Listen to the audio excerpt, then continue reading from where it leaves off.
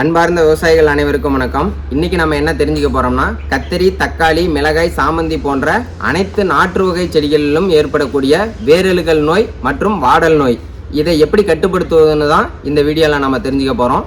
இது எதனால் வருதுன்னு பார்த்தீங்கன்னா, மழை அதிகமாக பெஞ்சு காட்டில் தண்ணி நின்றுட்டே இருந்தாலும் இந்த கம்ப்ளைண்ட் வரும். அப்படி இல்லைன்னா வான மேகமூட்டத்தோடு இருந்தாலும் காற்றுல ஈரப்பதம், அதாவது ஹியூமிடிட்டின்னு சொல்லுவாங்க, அது இருந்தாலும் உங்களுக்கு இந்த கம்ப்ளைண்ட் வரும். இதுக்கு முன்னாடி அந்த காட்டில் என்ன வெள்ளாமல் பண்ணியிருந்தோம்னு பொறுத்தும் இந்த நோய் அந்த நோய் மண்ணிலேயே இருக்கும். அந்த நோய் அடுத்த பயிர், இப்போ நம்ம பயிர் செஞ்சுருக்கிற பயிரையும் தாக்கும். இதை கட்டுப்படுத்த நாங்கள் என்ன ரெக்கமெண்ட் பண்ணுறோன்னு பார்த்தீங்கன்னா, மேங்கோசிப் 50% ப்ளஸ் டைப்நேத் மீத்தேல் 25%. இது ஜுனிஃபருங்கிற பேரில் கிடைக்கும். இது ஒரு ஏக்கருக்கு 600 கிராம். இது கூட மைசின் 50 கிராம் ஒரு 200 லிட்டர் தண்ணியில் கலந்து கீழே செடிக்கு செடி ஊற்றி விடலாம்.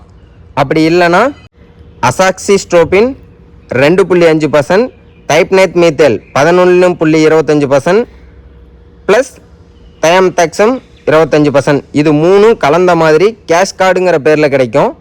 இது ஒரு ஏக்கருக்கு 400 மில்லி 200 லிட்டர் தண்ணியில் கலந்து கீழே நல்லா நினைகிற மாதிரி ஊற்றி விடலாம்.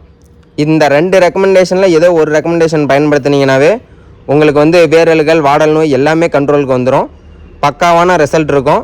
வாங்கி பயன்படுத்திக்கோங்க. நல்ல ரிசல்ட் இருக்கும். நன்றி.